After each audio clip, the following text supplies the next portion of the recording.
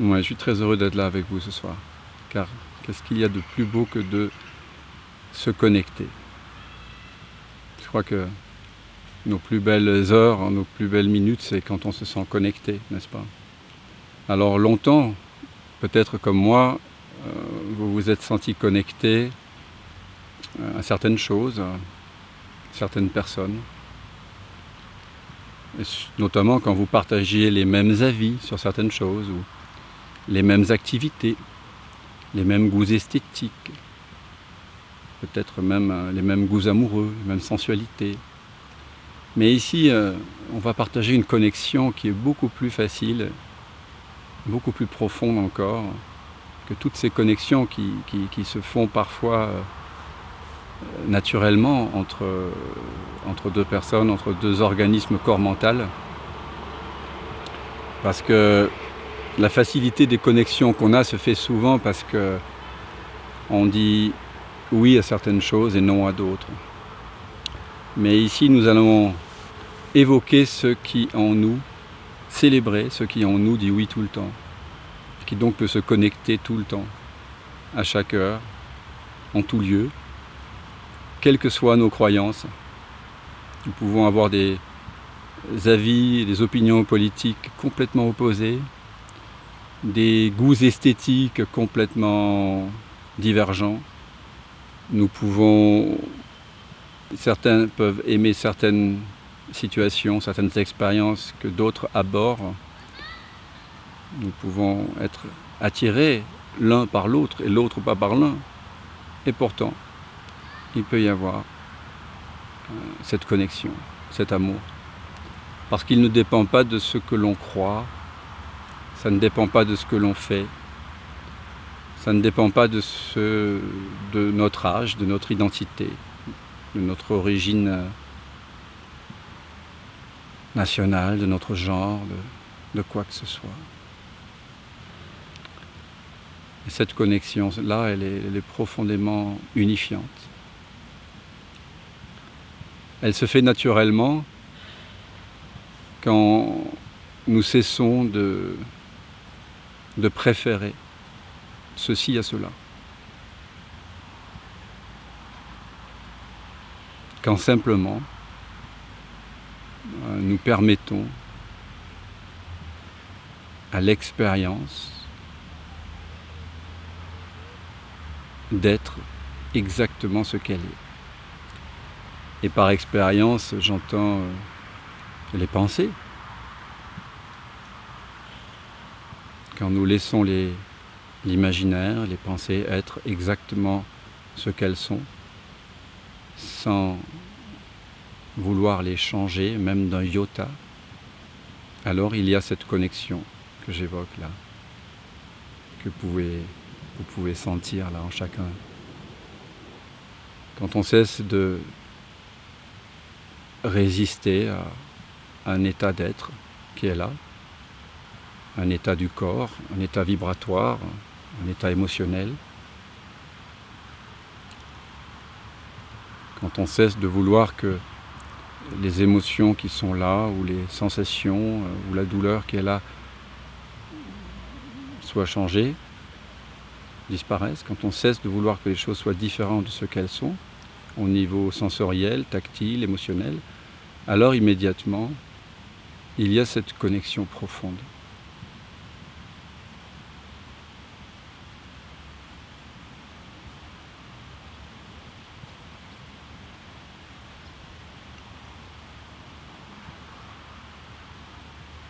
Nous pouvons peut-être examiner un peu ce qui en nous fait qu'il n'y a pas cette connexion profonde tout le temps.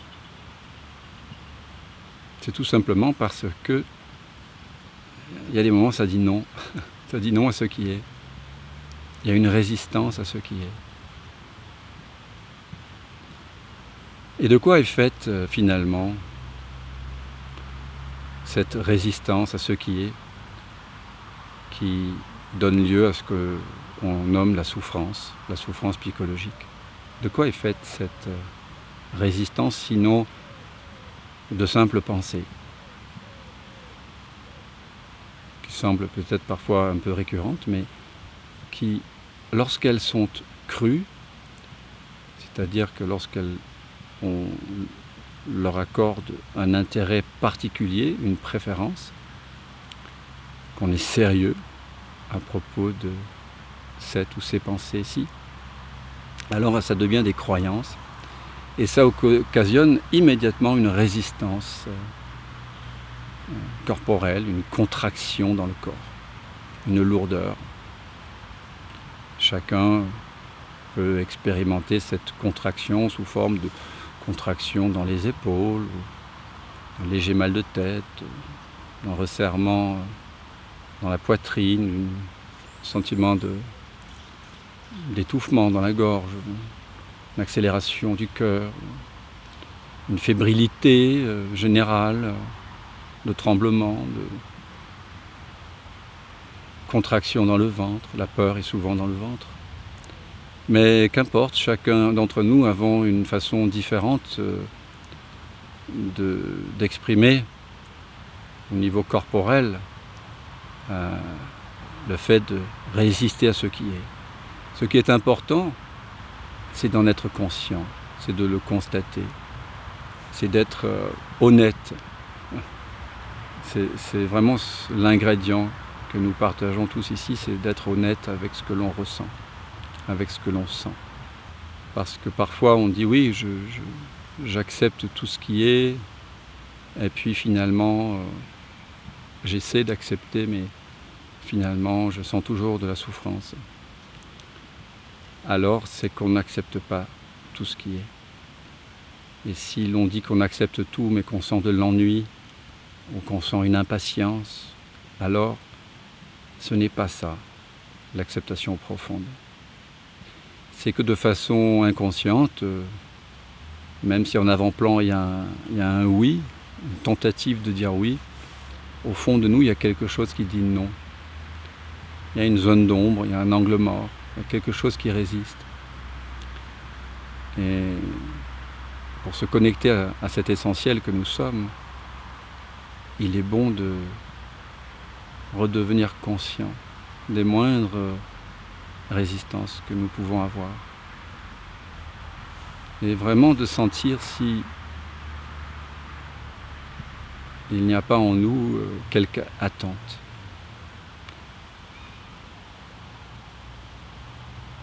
Que mes sensations soient différentes. Que je sois moins agité mentalement.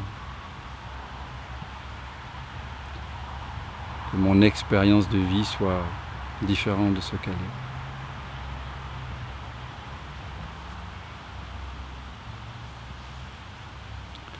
Alors, je nous invite à prendre quelques instants pour découvrir ce que ça fait quand il y a un arrêt total de la résistance. Awa demande comment est-ce qu'on sait qu'il y a quelque chose qui dit non en nous. Alors c'est assez simple en fait, il suffit de regarder si dans l'instant tu ressens une paix complète, totale, inconditionnée, c'est-à-dire une paix qui ne peut pas dépendre de dépenser, même d'un sentiment de bien-être ou de mal-être, qui ne dépend d'aucune émotion, d'aucune sensation. Si cette paix n'est pas là, cette paix fondamentale de l'être, dès qu'il y a la moindre contraction corporelle, qui n'a pas lieu d'être là, bien sûr, si vous êtes mal assis ou s'il y a un problème lié à une opération récente ou à une douleur liée à ce que vous avez mangé ou une douleur dentaire momentanée, c'est naturel. Je ne parle pas de cela. Je parle de cette contraction qui est là et qui peut être très subtile et qui est causée par l'attente d'autre chose que ce qui est là.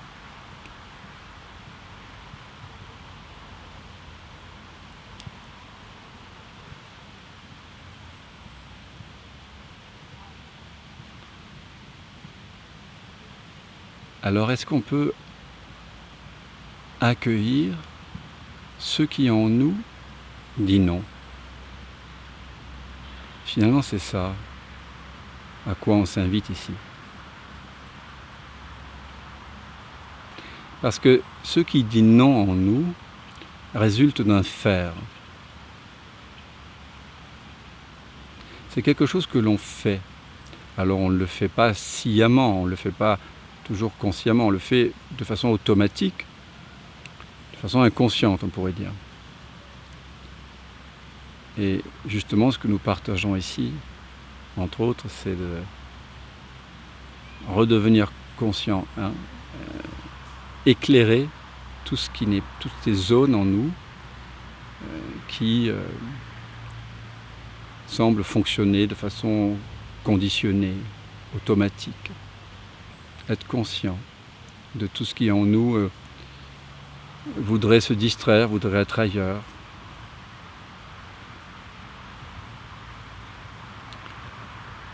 Alors je vous invite à la grande acceptation. Et ça consiste tout simplement à laisser l'expérience que vous êtes en train de vivre d'être ce qu'elle est.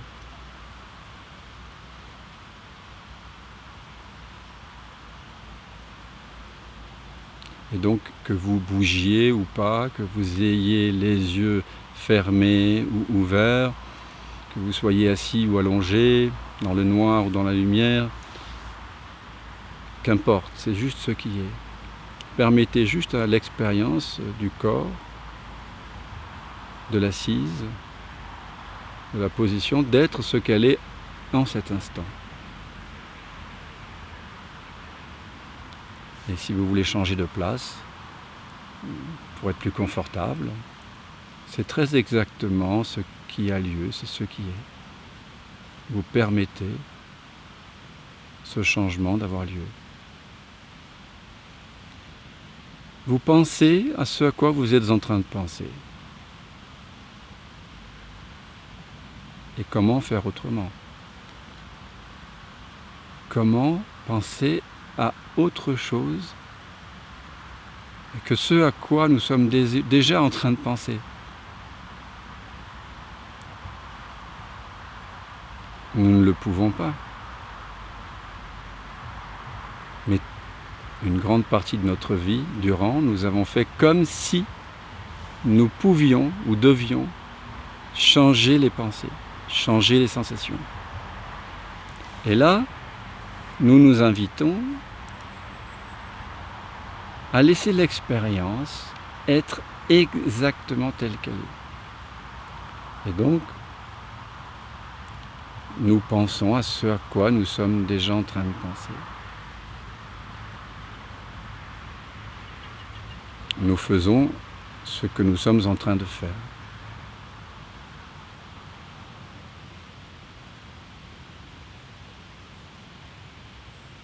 Nous laissons l'expérience être exactement telle qu'elle.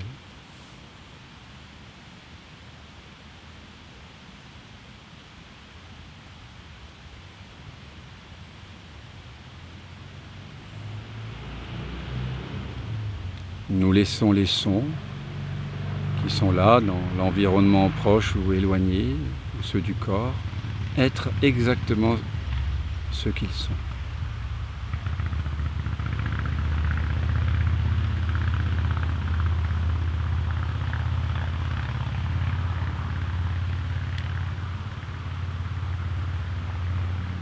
Quand nous laissons les sons être ce qu'ils sont, vous n'avez plus besoin d'aller écouter la 5e symphonie de Mahler, que vous écoutiez le chant des cigales, des merles, ou le splash d'un poisson dans le lac, ou le bruit du périphérique au loin. C'est d'une intimité incroyable.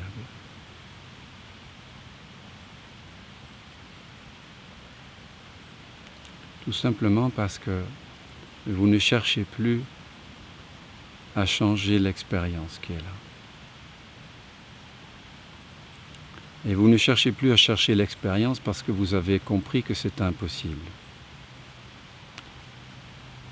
Il y a une compréhension, une prise de conscience profonde, que votre nature profonde, votre véritable nature, l'être en vous, n'a aucun moyen pour changer l'expérience en cours. Et que si l'expérience en cours a lieu, c'est très exactement parce qu'elle est déjà permise par l'être que vous êtes. Dès que quelque chose apparaît, c'est que il y a eu permission. C'est que vous l'acceptez.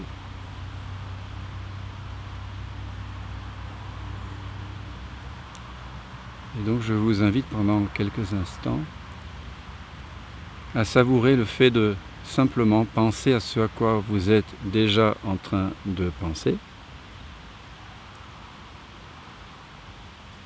de sentir les sensations du corps qui ont déjà lieu, qui sont en train d'avoir lieu, sentir les vibrations, les zones de densité,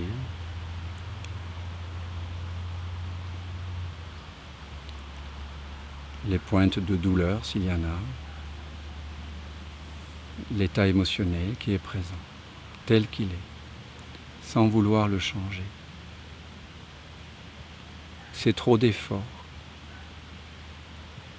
que de vouloir changer ce qui est déjà accepté. Et ce n'est pas logique.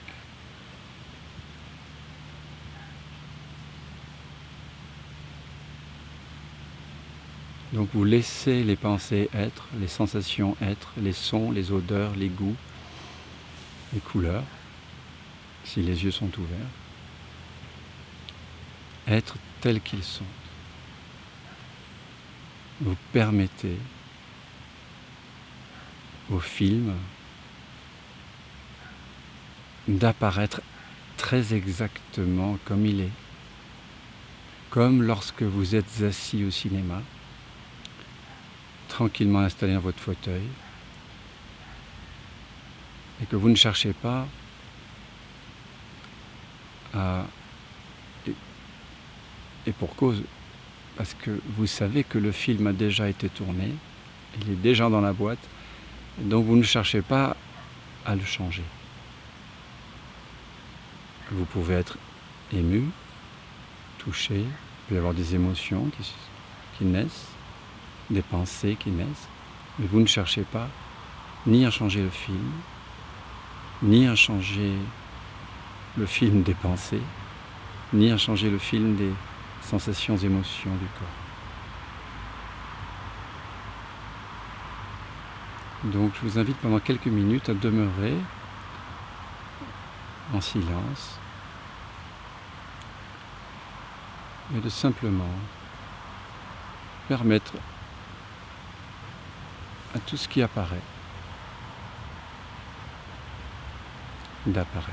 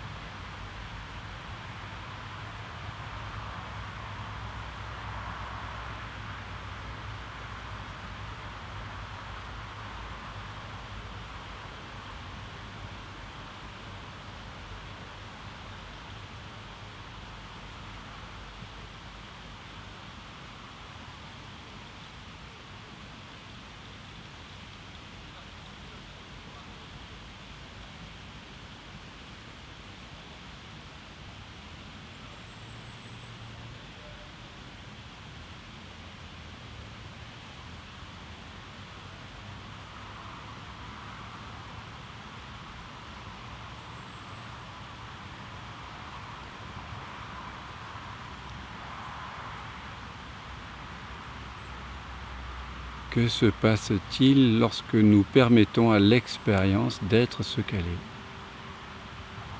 Tout simplement.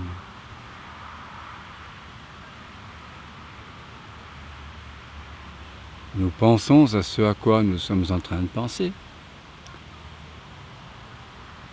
Le corps bouge comme il est en train de bouger. Nous sentons ce que nous sommes en train de sentir, nous entendons les sons que nous sommes déjà en train d'entendre. Nous sentons les odeurs, les goûts qui sont déjà là, nous voyons les couleurs, les formes qui sont déjà là.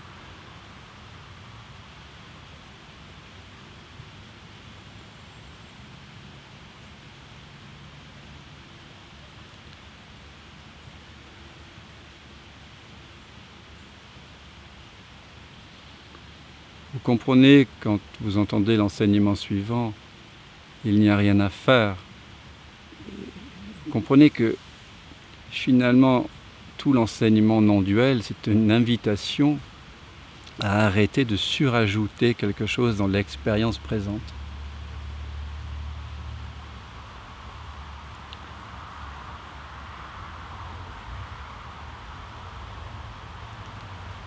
Ce que nous faisons en quasi-permanence, c'est que nous surajoutons des pensées anticipatives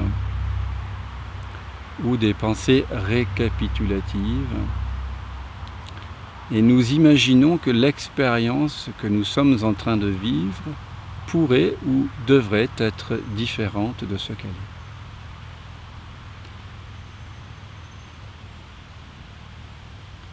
Et en faisant cela, la plupart du temps de façon totalement inconsciente, bien sûr, nous résistons. Nous créons un phénomène de résistance qui s'appelle la souffrance. Nous sommes les auteurs de notre propre souffrance psychologique.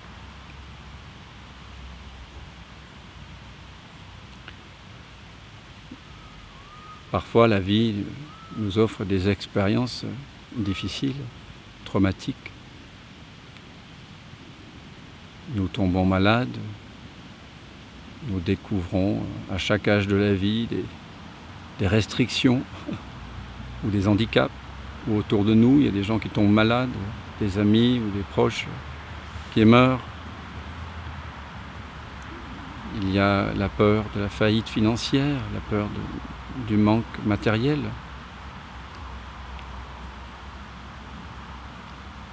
Il y a la violence verbale,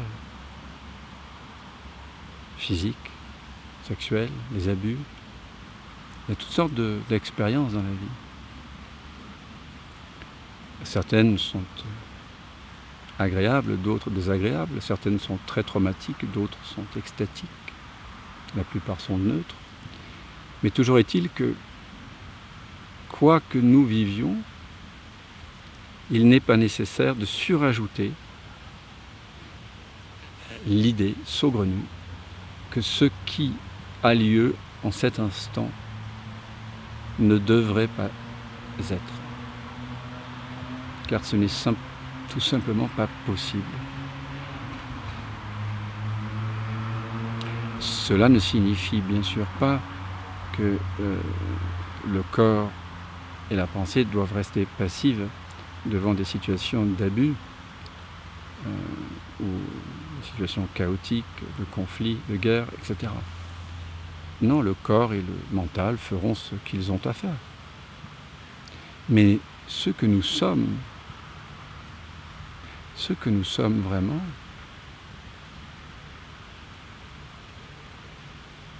est totalement passif.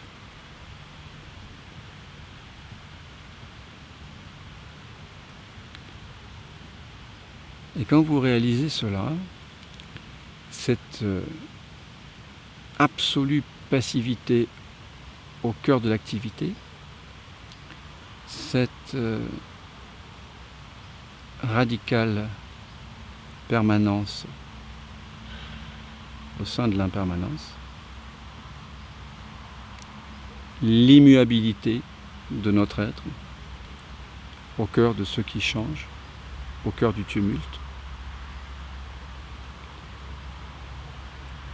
alors on réalise qu'il y a un lieu de paix, un lieu qui n'est pas affecté, qui n'est pas un lieu qui se trouve dans un espace, dans l'espace physique.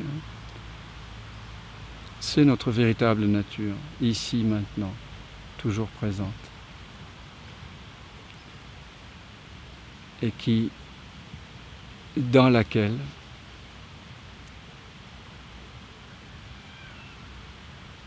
l'expérience est en train de se dérouler.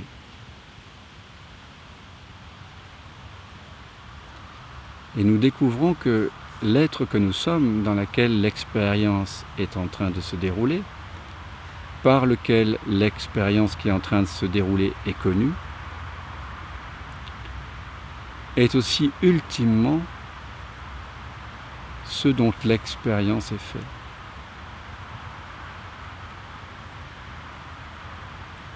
Quand nous cessons de vouloir que les choses soient différentes, il y a une extraordinaire intimité avec toute chose, toute forme, toute sensation, tout goût, toute odeur, toute couleur.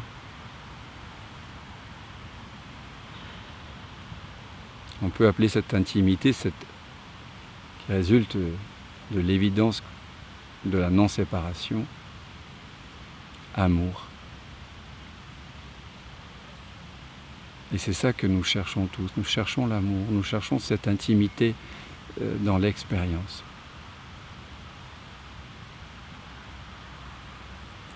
Et elle se manifeste à l'avant-plan dès que nous cessons de résister, dès que nous cessons de faire quelque chose d'impossible, c'est-à-dire d'inverser le sens des événements,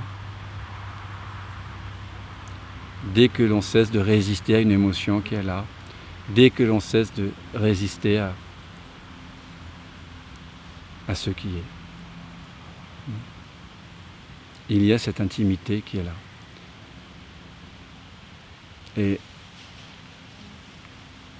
je l'ai redécouverte avec des amis qui étaient en fin de vie, qui passaient par parfois d'atroces douleurs.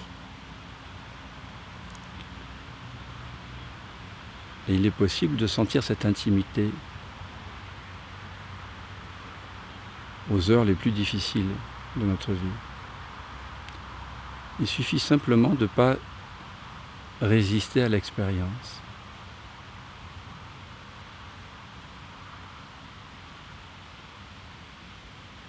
Cesser de faire comme si on pouvait sortir du maintenant.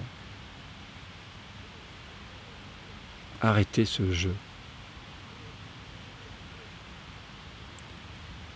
qui occasionne de la souffrance inutile. Cesser de faire comme si nous pouvions sortir de l'ici.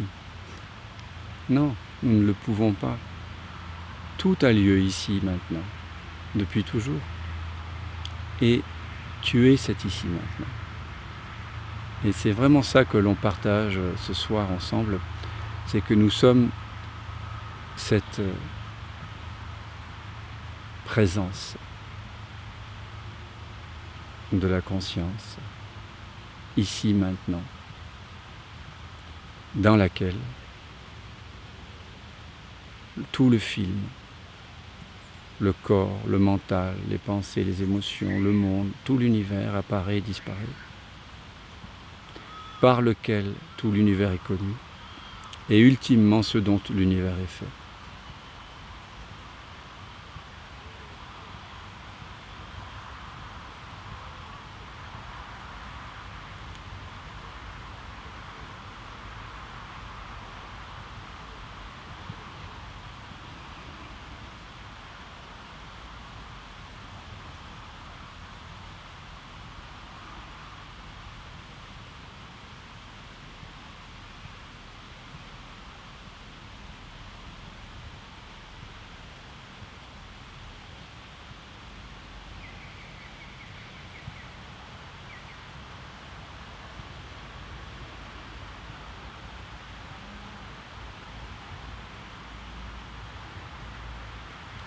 Si des pensées apparaissent et vous disent que ce serait bien si telle chose advenait,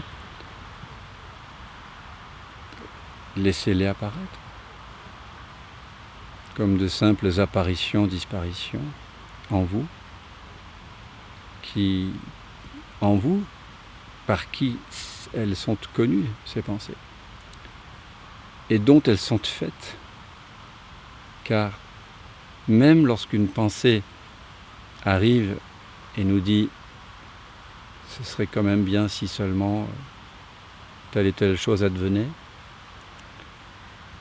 cette pensée est faite de la conscience que je suis et par laquelle elle est connue.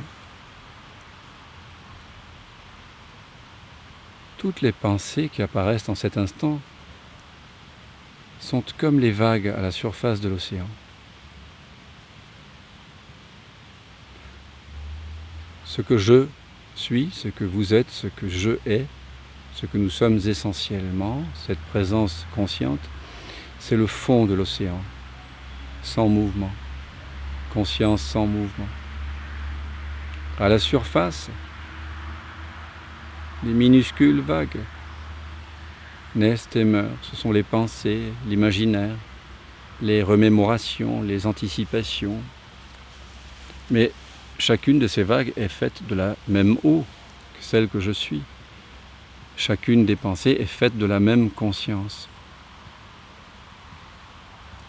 que celle que je suis en cet instant et qui prend conscience, par laquelle ces pensées sont connues. Donc c'est moi-même qui module en tant que ces pensées-ci.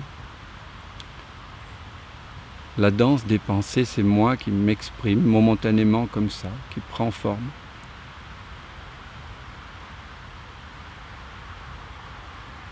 Il y a peut-être des émotions, un état émotionnel ou des sensations dans le corps.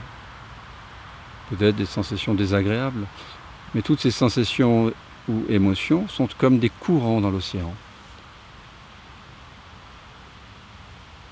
Ces sensations, ces émotions sont toutes faites de la même eau, sont toutes faites de conscience, de la conscience que je suis.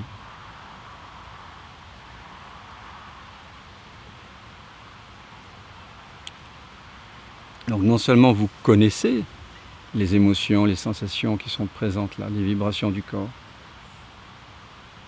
elles apparaissent en vous. Mais, et ça c'est le plus important, elles sont faites ultimement de vous, de la conscience que vous êtes. Et cette conscience n'est pas personnelle, elle est infinie et donc impersonnelle.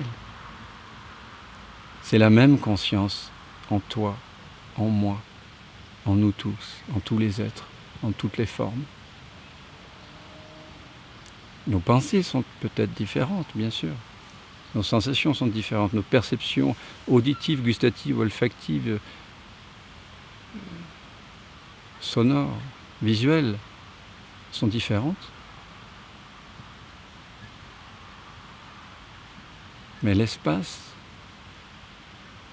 dans lequel tout ceci se déploie, l'espace par lequel tout ceci est connu, et l'espace dont tout ça est fait, est le même espace en toi, en moi, en nous tous. Et c'est pour ça que nous sommes très profondément connectés ici maintenant, tous ensemble, parce que c'est le même ici maintenant.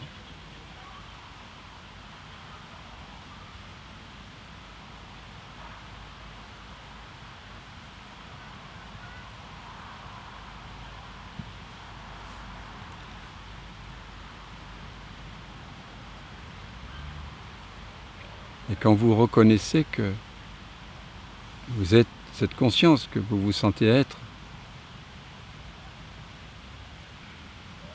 ne perd pas sa qualité inhérente de paix lorsqu'elle prend la forme d'une pensée, ou d'une sensation, ou d'une émotion, ou d'une expérience quelconque. Alors vous reconnaissez votre nature déjà éveillée.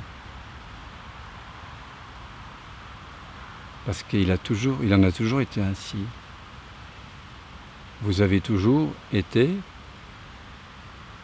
le sans forme qui prend toute forme. Vous l'aviez juste oublié, peut-être, comme moi.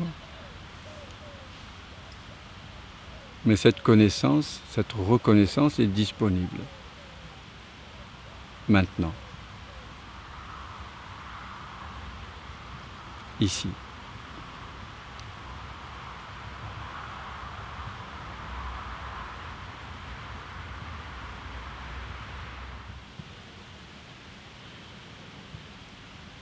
Et quand il y a cette reconnaissance-là, que je suis le sans forme qui prend toute forme, alors il y a une intimité, il y a une douceur. Donc tout ce que nous avons à faire, tout ce qu'on appelle la recherche spirituelle finalement, c'est une cessation, c'est une prise de conscience, c'est avant tout voir, hein, c'est un voir en fait, ce qu'on appelle la recherche, c'est voir. C'est une exploration. Et quand on voit qu'on est en train de résister à quelque chose à quoi il est impossible de résister, au bout d'un moment on s'arrête. C'est le fait de le voir, de le constater tout simplement, de le réaliser, qui fait que ça s'arrête. On perd goût à l'irréel parce que le réel, c'est plus savoureux, tout simplement. Tout simplement ça.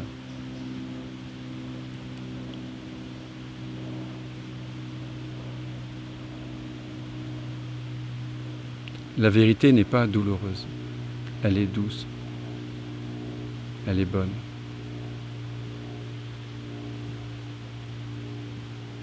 Bonne à vivre, bonne à partager.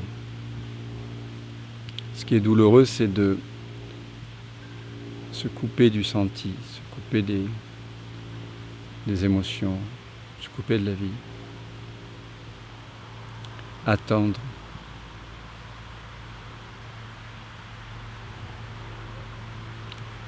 L'espoir est le sel de l'eau des assoiffés.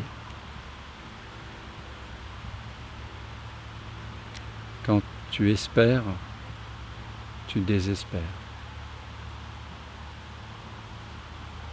Il faut vraiment le voir, ça, encore et encore, affectueusement.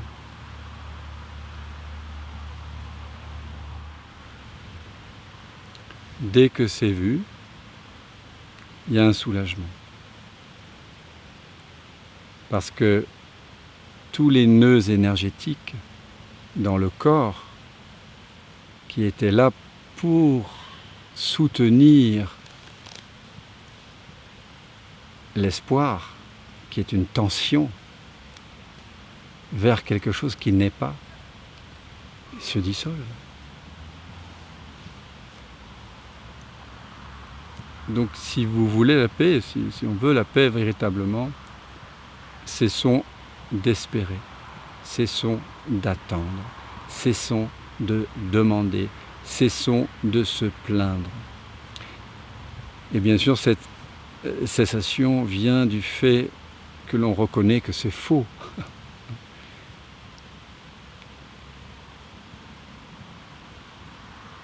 Ça sonne faux, voilà. C'est comme un musicien qui joue faux et qui tout d'un coup s'en rend compte et se réajuste tout simplement. Il accorde sa guitare, il réaccorde sa voix. Donc ce que nous sommes en train de faire, tout simplement, c'est en train de se réaccorder à ce qui est déjà là.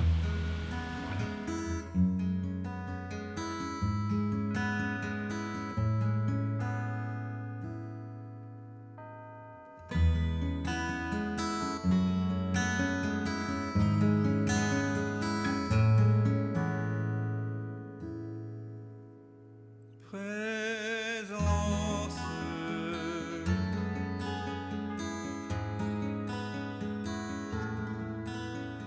qui vient qui vient de l'absence.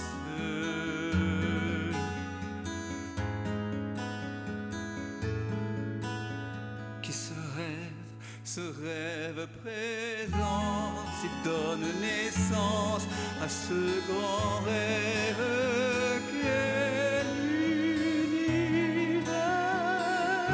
et que l'on nomme la vie. Mais la vie, c'est quoi? C'est quoi?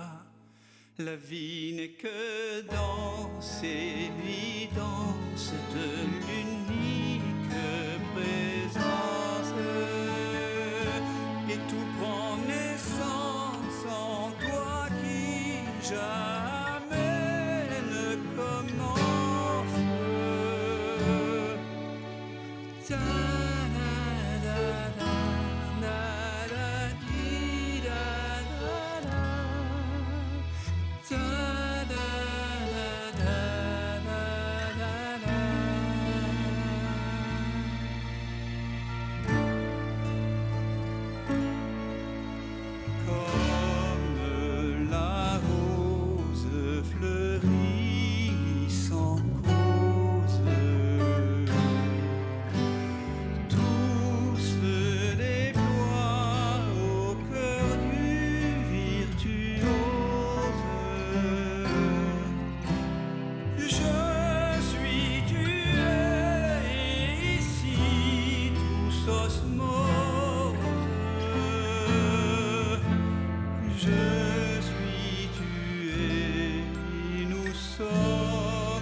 Comme elle fait de la même substance.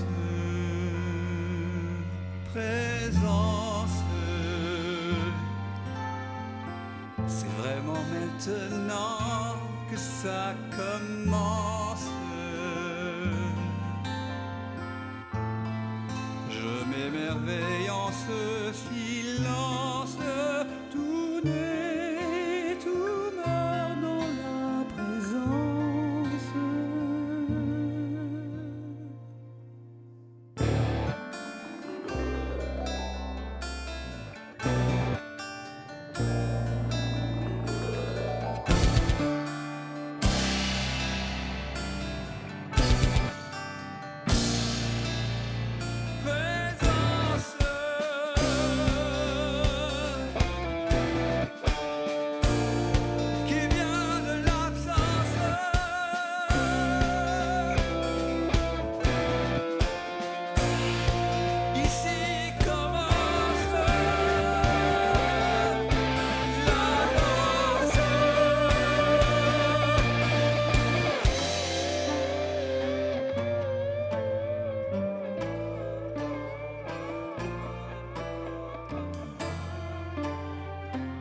J'ai tant cogné à ta porte pour te connaître, vérité.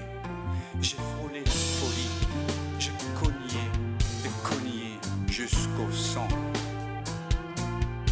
Un jour, la porte s'est ouverte et j'ai su que j'avais frappé de l'intérieur. C'est le mystère infini de la jouant à être deux pour danser avec lui-même. Tout ce chemin, c'est plaisir, la souffrance. Pour moi que tout ça n'est qu'un rêve immense. Je suis tué et nous sommes comme elle, vêtus de chair d'une drôle d'absence. C'est le jeu de la présence.